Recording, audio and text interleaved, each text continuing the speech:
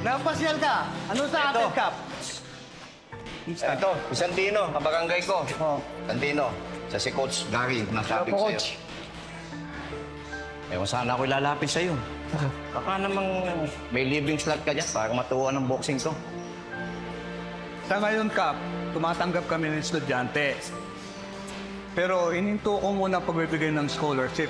Nakita mo naman kasi napakalaki nito para i-maintain. Kailangan ko talaga rito yung nagbabayad. Eh, Coach, baka naman po may trabaho ka dyan na pwede ko pong applyan. Kaya mo maging janitor, tagalinis nitong gym. Opo, kayang-kaya ko po. Sana ba yung janitor mo dati? Natatamad ka ba? Pinalis ko. Ayun. O ano, kaya mo? Opo, kayang-kaya ko po. Yan naman pala eh. At least may sweldo ka. Pero, uulitin ko ha. Magtino ka dito. Tigilan mo yung kalokohan mo. Makikita mo yan. Puboxing ngayon yan, baka mamaya yan ang mulpi sa'yo, ha? Hindi naman. Mukha naman mabait ang bata. Sandali lang, Kap. Yan. Oh, ikot-ikot ka muna dyan. Sige po, Kap. Sa shop naman ng mga sasakyan ay nag-usap si Don Juan at si Darvin. Lo, ano pong ginagawa natin dito? Hiho, marunong ka bang magmaneho? Lo, konti lang ho. Pwes, kailangan mo magsanay at syempre, kailangan mo ng mapagsasanayan. Sige, umili ka na. Lo, kaya ko naman, masyado naman po ito. Ito ang sinasabi ko sa'yo. Regalo ko sa'yo. Sige. Umili ka na. Lo, kahit ano? Kahit ano. Sige ho. Po, Don Julio, ano pong sa atin? Jasper. Tulungan mo nga itong aking apo. Ha? Absolutely, Don Julio. Very good. Sir, dito pa tayo.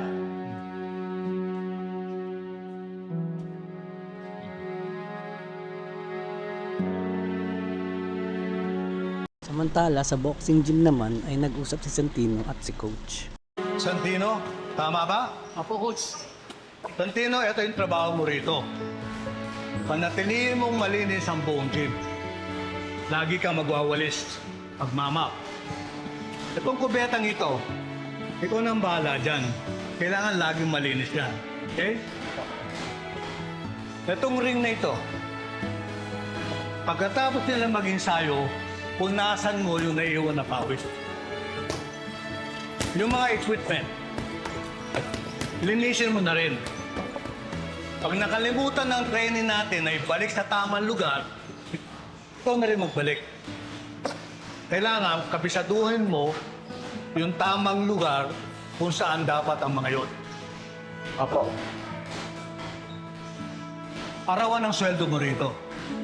Pagkatapos mo magtrabaho, bibayaran kita ng 350. Opo.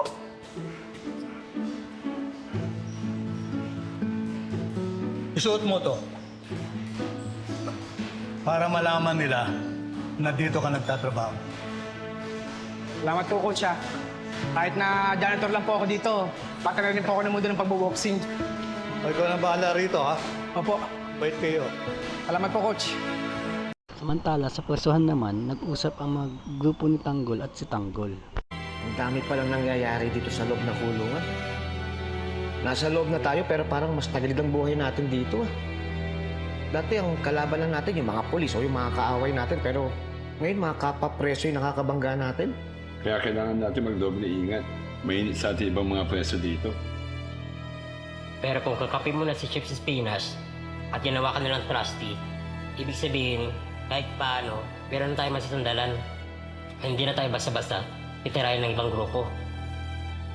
Ren, hindi natin sasabi yan. Ba mag-isip ang mga preso?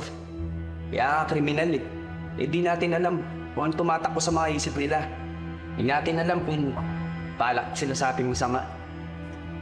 Ang pinakatakot ko, Baka hindi tayo makita ng mga pamilya natin. Tanggol. Ilang araw na tayo dito pero hindi pa tayo kinakamusta ng pamilya natin. Ano ibig sabihin nun? Pinabayaan na tayo? Samantala, sa tindahan naman sa Quiapo, nag-usap si Dingding at Noy at Marites. Ayan, gone with the wind. Wala na. Oh, ikaw talaga, Noy. Piki na nga. Deliver mo na to kay Mrs. Salazar. Sige. Alam mo na yung address. Oo, alam ko na.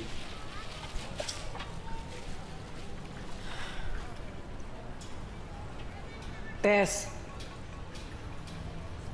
Oh, Ding. Uka.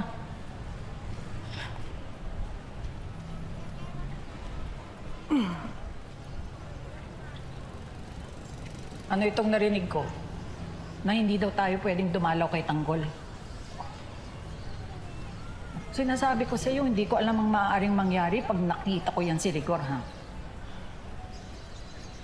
Ding.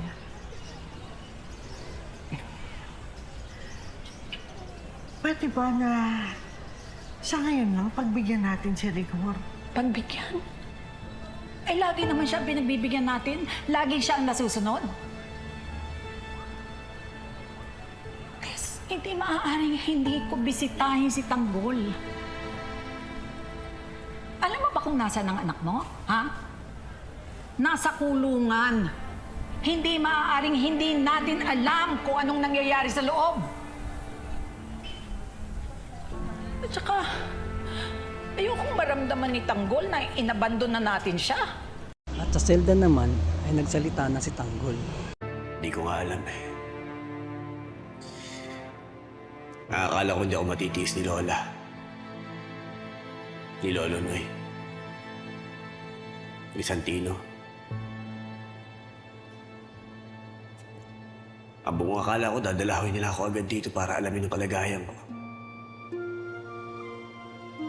Owen, ang nanay mo. Iniisip ko na lang ngayon. Siguro baka pinipigilan siya ng tatay. Para may pamukha sa akin ng lahat ng mga kamalian ng gawa ko. Grabe naman yung pamilya mo. Nandito ka na nga sa loob ng kulungan, pinapahirapan ka pa. Di ba nila alam ang hirap at kalungkutan na dinadaanan ng mga preso rito? Ang importante rito, dalaw. Ang kumustahin ka man lang ng mga mahal mo sa buhay at malaman kung buhay ka pa. At sa tindahan naman sa Quiapo ay nag-usap ulit si Dingding at si Marites. Hindi naman natin inaabondo na si Tanggol. Ang sa akin lang, pagbigyan lang muna natin ngayon si Rigor, di ba? Para hindi na madagdagan kung ano mang problema ang meron tayo. Eh, yung asawa mo lang naman ang nagdadala ng gulo dito sa pamilya natin, ah. Hindi.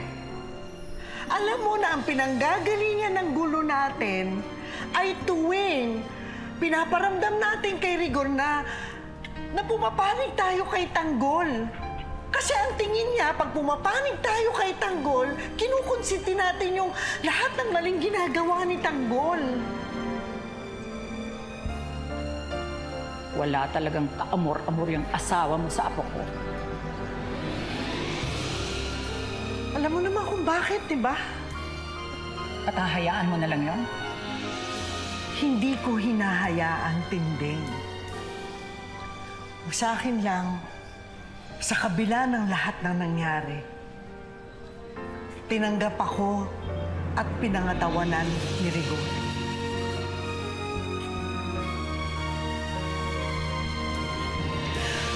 Ngayon, bilang asawa niya, ang gusto ko lang, suklian siya.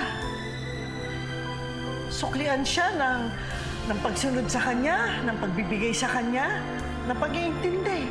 Yun lang muna. Sana, Tess, magpakainak ka kay Tanggol.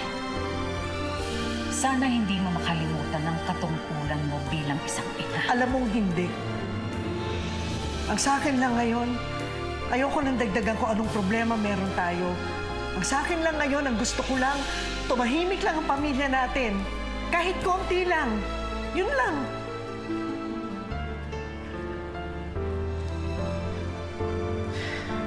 At sa selda naman, ay nagsalita ulit si Tanggol. Baka ito ang kabayaran. Sa lahat ng mga kamali ang ginawa natin. Siguro sa isang banda, baka tama rin silang lahat. Ngayon mas papahalagahan na natin ang buhay. At kung sakali makalaya tayo dito, alam na natin na hindi tayo gagawa ng masama sa ating kapwa. Sana lang maayos pa mga kaso nyo. At makalaya pa kayo dito. Dahil sa bigat ng mga kasong sinampas sa inyo, habang buhay ang kaparusahan nito.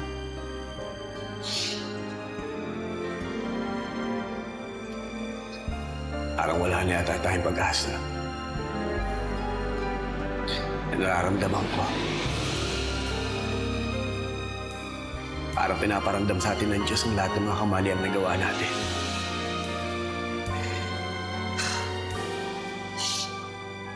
Sana lang. Bigyan pa tayo ng pagkakataon para makapagbago.